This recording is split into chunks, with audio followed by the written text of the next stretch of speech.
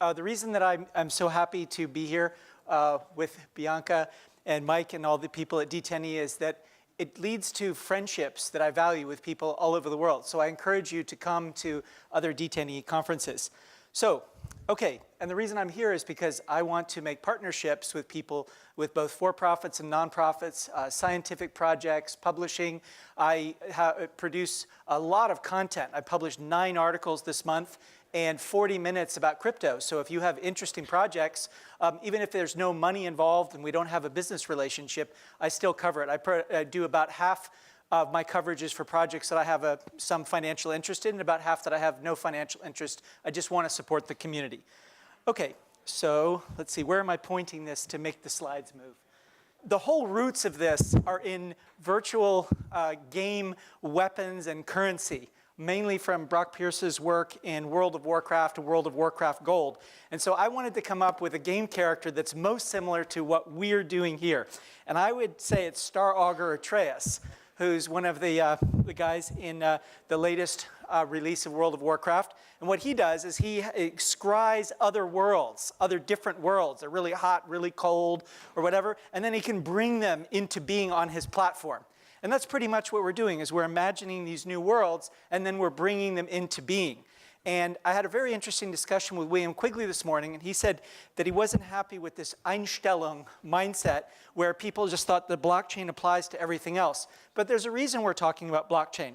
So next slide, please. And so the reason is because, and I'll say you're in the right industry and tell you why. So the crypto economy, from my way of looking at it, unless you go back to the beginning of virtual goods, started January 4th, 2009 with the Genesis block. And in that was the page of the January 3rd edition of the Financial Times talking about bailing out the banks. So in 2009, if you could get it, you could have bought 1,300 Bitcoin. And that would be worth over $1 million at current prices. And that means 1 million times return. Well, that's 100 million% return. This nearly guarantees that BTC, the abbreviation for Bitcoin, will be the #1 investment of the whole decade. So part of the reason people are saying blockchain applies to everything is because you want the stardust, the magic dust. You want the association with the greatest investment. I mean, why would you want to be associated with something that wasn't the greatest investment? And also, just like if you ask, who was the first person to fly unaided from New York to Paris? Anyone know? Charles Lindbergh, correct. Who is the second person? Who? What? Amelia Earhart? I doubt it. So the whole thing is nobody knows the second one. Well, what's the second best investment of the decade so far? Ethereum? Okay, great. What's the percentage increase? Anyone know? I mean, I'm told you that this is 100 million% return, right? So you know these things. This is a fact, and we can all share that knowledge.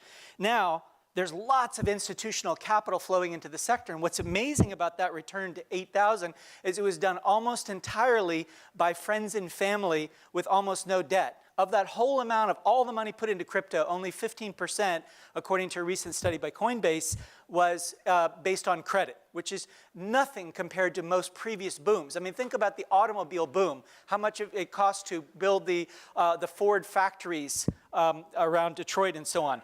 Also, there's a large number of crypto-based hedge funds, and there will soon be 1,500 coins and tokens listed. Next slide, please. So you're in the right industry.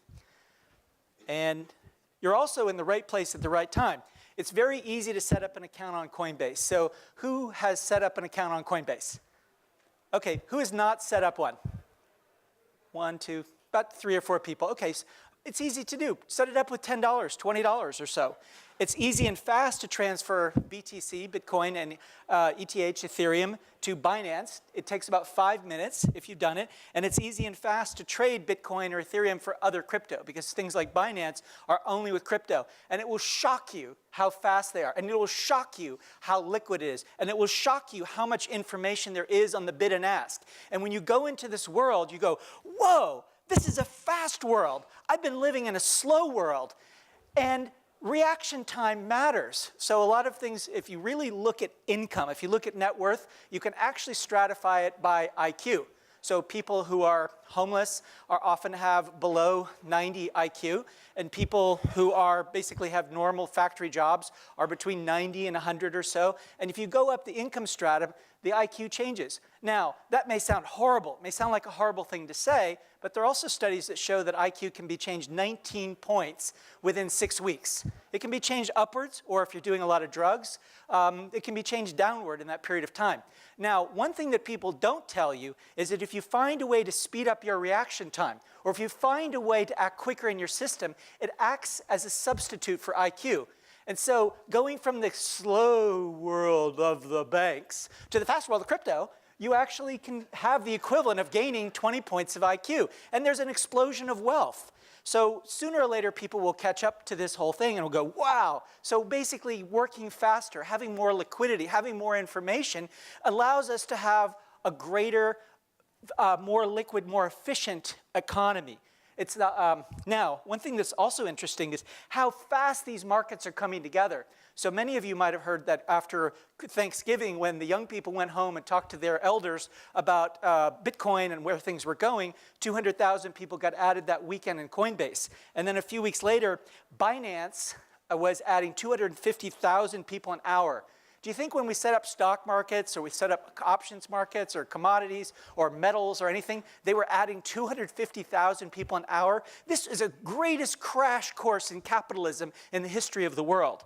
Also, the press has to make someone a hero or a villain. And in general, if it's something new, then they're either a hero or they're most of the time they're a villain. But they're running out of FUD. They're running out of headlines for fear, uncertainty, and doubt. So the press has said Bitcoin is dead so many times that they fake news themselves to death. It's just too boring. Nobody cares about it. And also, the press has claimed that China, South Korea, India, and other countries had banned crypto and they've shut all exchange. It's simply untrue. So Jamie Dimon retracted his Bitcoin as a fraud statement, and JP Morgan has put out the single best document yet analyzing crypto. It's amazing. Anyone here read it? Who else read it? Okay, a few people. Oh my God, please take this as a homework assignment and read that document and give it to people. It's amazing. And what this says, I'll just tell you that the real thing that makes, when you read this, and if you're in the business and you've just nailed your colors to the mast and said, this is where I stand, and I'm staying in crypto. This is my business. You just feel this warmth wash over your body. You go, oh my God. They actually put into a document that there's zero correlation with other asset classes. So therefore, modern best practices for portfolio theory says you should have some crypto in your portfolio. They actually say that, and it's amazing. So basically, next slide. So in the right place at the right time. And you're needed because there's this idea in economics that the markets are efficient. They are not, because people are assholes. And sometimes they're assholes in really big groups. And right now, the banks are being assholes. And what they're doing, specifically Barclays, NatWest, Citibank, and Bank of America have declared war on their own depositors. And they're shutting down accounts. And they're refusing to give people their own money. So somebody basically got some crypto in from Coinbase, and Barclays refused to give him his money. It's his money. And then he went to the press, and they said, OK, we'll give it to you if you're going to make a problem, but we're shutting your account anyway. And they're saying they can't use credit cards, which is one thing, because, OK, the bank might think it's not such a great thing. But they're saying you can't use debit cards. That's your money. They're telling you how they can do money. So they're basically saying, we're governments and we're your parents. And it's summer camp, and your parents are never going to get you because we become your parents. So these are the same entities, let's keep in mind, that have been fined for fraud. Go back. Fined for fraud. They get hacked all the time. They take days to wire money. They charge big fees to wire money, sometimes huge, and they stole over $7.7 trillion from public monies that they never paid back after 2008. And they may think people don't notice that, but they are the last people to be moral arbiters of what we can do with our money. So they're the biggest welfare queens after the oil companies, which get $5 trillion a year in subsidies. So there's a huge need for some of you, maybe all of you, to create new banks so that crypto hodlers can set up bank accounts for personal and business use and can buy, sell, borrow loans, swap fiat and crypto easily without fear of harassment by the dinosaurs and the dead banks walking. Now, I say beware. There are money launderers who think, oh, good, all the people in crypto can't have a good bank account. And this isn't as big a problem here, but it's a big problem in Europe, I can tell you. And 48% of ICOs last year were European. I met a guy, and he's buying a bank in a European country, and the person who introduced me said, oh, by the way, he's a famous money launderer. And I went, what? And it's like, yeah, he gets people life insurance policies and, you know, these African dictators and all this kind of stuff. And then they get their money out. And I said, wait a minute, you introduced me to this guy to have a bank for a crypto account, and you know he's a money launderer. And so it's like the whole thing is just ready to implode. So what I'm saying is, I think if you're here and you're in front of me, it's very unlikely that you're a money launderer, because I'll rat anybody out to the government who's doing money laundering or something illegal. I'll totally do it right away. And I did it at the conference in London. I think Miko, where are you, Miko? Are you here? Are you here, Miko? Anyway, he went and reported them right to the SEC. But there are people who are scammers, so I'd rather have the honorable people do it. Okay, next slide. We also need people who invite other people into crypto. So as far as I can tell, the crypto hodlers of the current 400 or so billion are over 95% male and over 95% Asian and white. And by the way, I think that whites are Asians because they're Caucasians. See, Asians is like right there. So they're basically 95% Asian males. Okay, yeah, I don't know why I'm the only person to figure this out. It's my linguistic anthropology. And you know what? Guess what? Caucasians do come from Asia. It's very funny. So there's a need for some of you to reach out to the 51% of humans who are female and invite them in and be friendly and be helpful and invite them in. Come on. And there's also a need to reach out to the 20 to 25% of humans who are black in Africa, America, and the African diaspora. So I found a person, Daniel Taylor, working on stars, and I said, look, the black community needs someone to rally around. So I basically wrote him a script for his first podcast. Please watch the podcast of Daniel Taylor. And I think this is the black crypto movement moment, because the Black Panther is the most anticipated movie of the year. Starts this Friday. I can't wait. It's the movie I am most anticipating. And it's about this nation of Wakanda that has the most technologically advanced economy in the world based on this substance called vibranium. The bad news is there's no such thing as vibranium. The good news is there really is this thing called cryptography and this thing called math and this thing called software, and all these combine to allow for a whole new generation of leaders to step forth. And if you're in a community in America that's paying 10% to cash a check, because as bad as the banks are, the payday loan people are even more predatory, they need crypto, and they need to be able to do this. And we also know from the bold, brave people in Kenya and the people at Safaricom that you can have an entire African country, and therefore we should be able to have American cities that do all their banking on mobile phones. No paper, no plastic, no bricks, no mortar, nothing but pure money going from where it should go to where from one place to another with nobody robbing anybody. It's working fantastic, and it's a model for the whole world. Next slide. So, crypto rich list. I can't believe we're not talking about that. It's so interesting. There are 19 people on the Forbes crypto rich list. I know 3 of them, Brock Pierce, Brendan Bloomer, and Dan Larimer. I also know people who should be on the list but aren't, some of them who are here at this conference. I won't out them. And the minimum was $350 million to be on that list. The richest person was from Ripple, but also EOS, Cardano, Coinbase, and Binance, and also having a fund and some inheritance were the main sources for the rest. There are about 19 million people with crypto wallets, as far as I know. So it's about being on the list, you have a 1 in a million chance of being on the list. I have a few goals. I want to know all those people and talk to them. If you can help introduce me, that would be awesome. I will totally pay you back with interest in something in a parallel currency.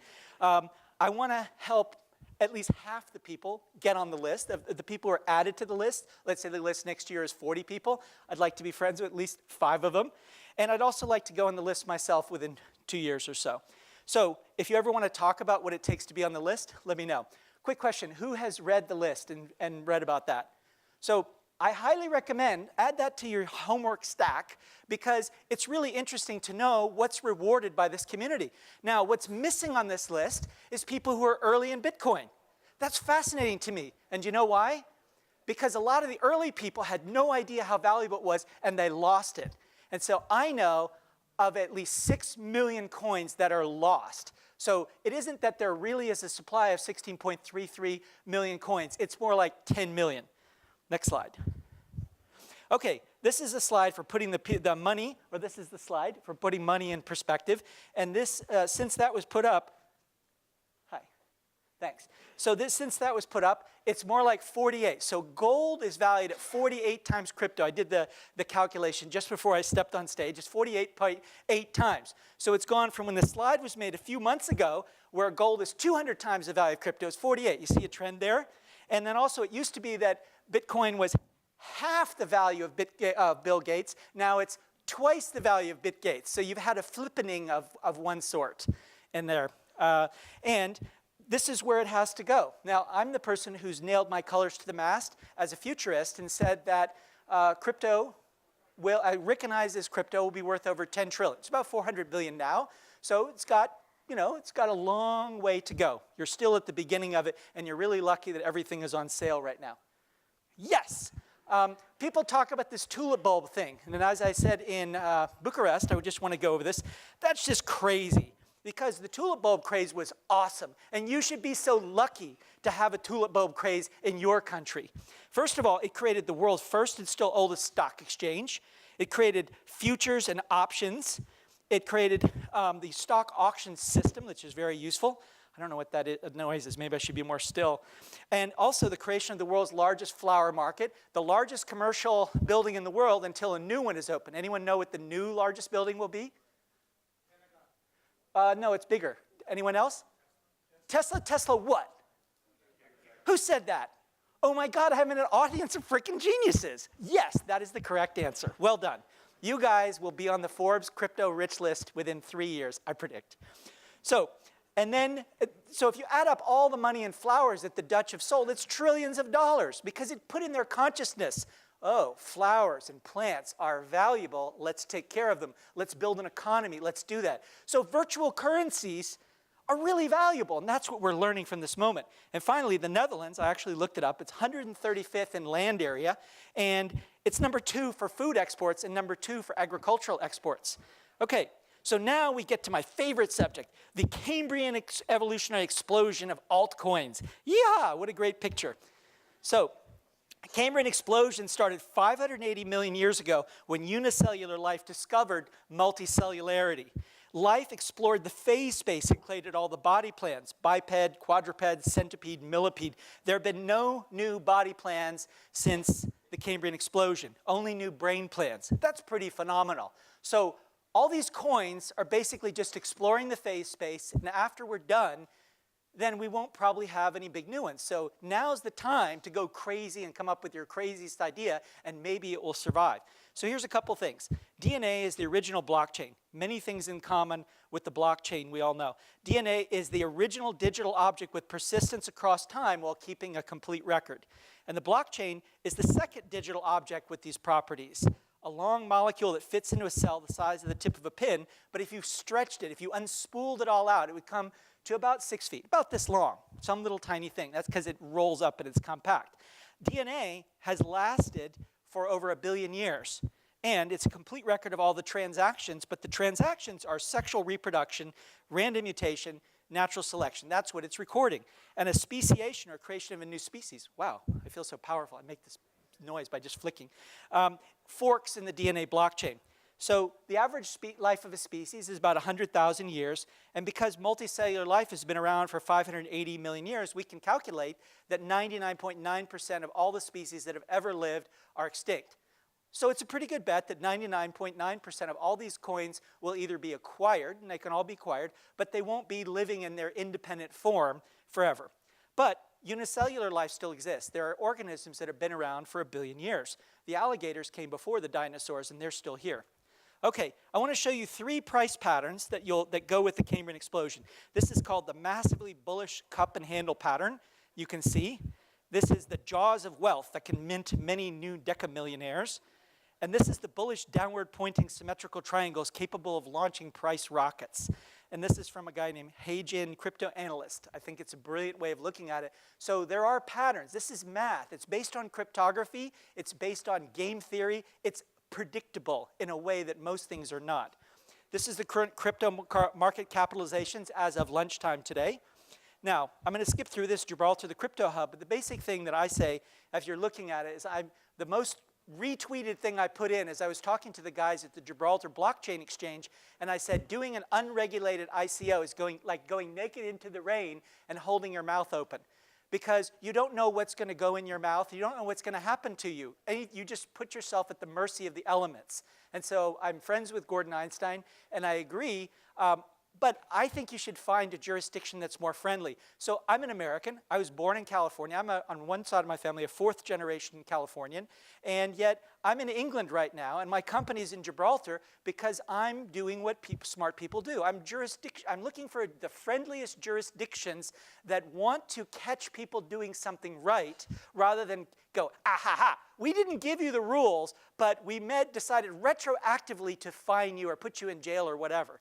And I know from writing a book about the US embargo of Cuba that there are a lot of rules that are just set up as political payback. Like our whole embargo of Cuba is a scam that's set up for people to try to do a real estate hustle. There's no validity, there's no legitimacy to it. The Defense Intelligence Agency more than 20 years ago did a long study and concluded Cuba is not an enemy of the United States. The whole basis for the embargo is the Trading with the Enemy Act. So therefore it's fraudulent.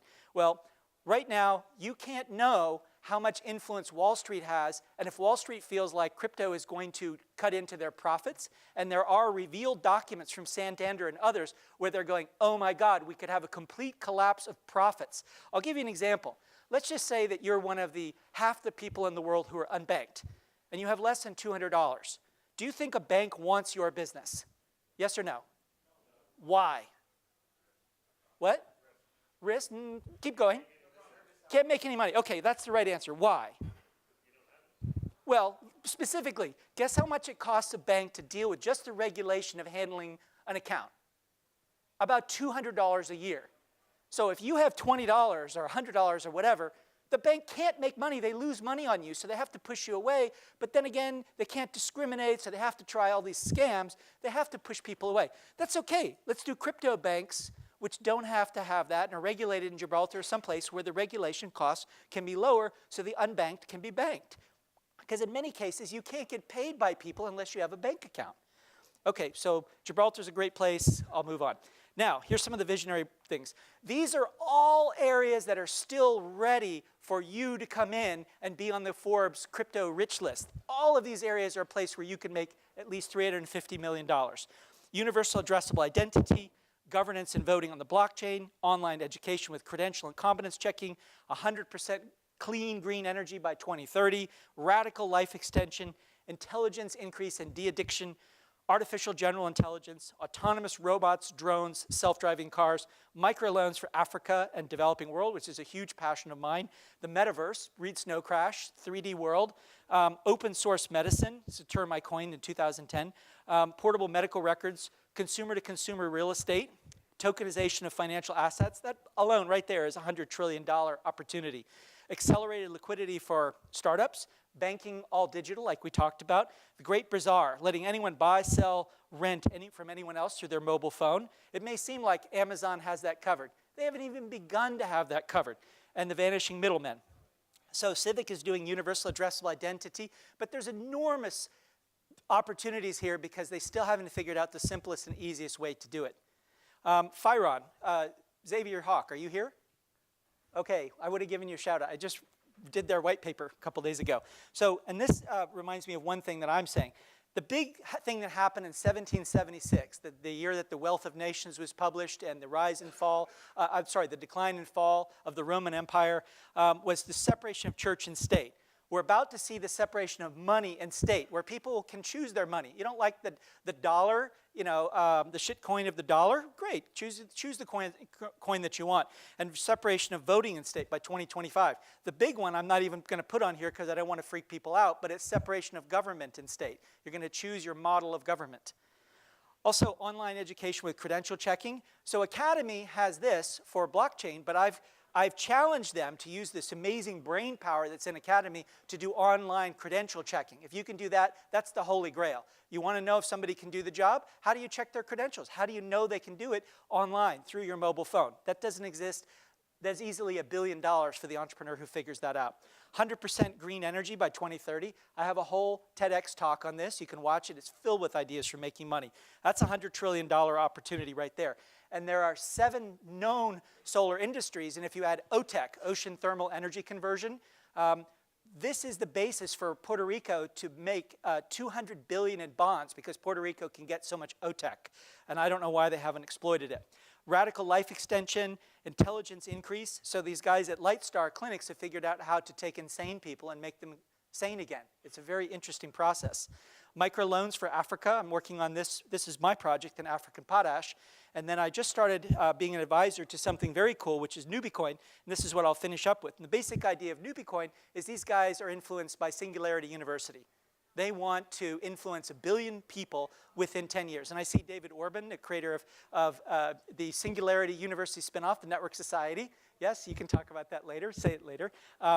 And the idea is to put Africa on the blockchain. I just want to say here, 2 minutes. Okay, good. Africa has a GDP of $2.4 trillion. Who knew that? Who knew it was that big? Anybody? 1 guy, 2 guys. 2 guys. There's over there. Anybody else? Just wondering for statistics. Okay. Now, this is a stat that's just crazy to me. $29 trillion by 2050. You know, the United States is just about to hit 20 trillion. So a bigger GDP than the United States because Africa's booming. Africa's got resources. Africa has the rivers. Africa has the solar power. Africa can be everything. And it has 1.2 billion people, but it's going to double to 2.4 billion people by 2050. And it can either be a place that Donald Trump and future people like him will call a shithole, or we can call it this amazing Wakanda, you know, meta Wakanda and stuff. So I want everyone to watch Black Panther and think, yeah, let's imagine Africa being high-tech. Let's take what we can make from Silicon Valley and make it in Africa. That would be so badass. That's a much more interesting challenge than to make Silicon Valley just be Silicon Valley, because it's already Silicon Valley. Let's make a new place Silicon Valley. Also, 80% of Africa is unbanked. 80% of the retail transactions and bill payments are cash. This is a wonderful place to have crypto. And the processes are mainly paper-based, manual, and inefficient. And intra-African trade is only 17% of their trade. They don't know how to trade with each other. They don't have roads and highways and all these kind of things. Quick question, just to see if you know African geography. There's going to be a new airport built to go to Victoria Falls. Guess where it's going to be built?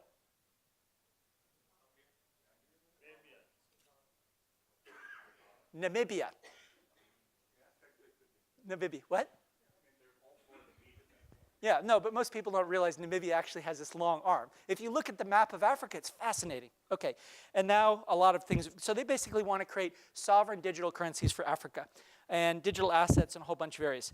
Okay, so feel free to friend me on Facebook. I'm very active on Facebook. And alex@tokencommunities.com. If I have time for questions, I love taking questions. Okay, thank you for your time.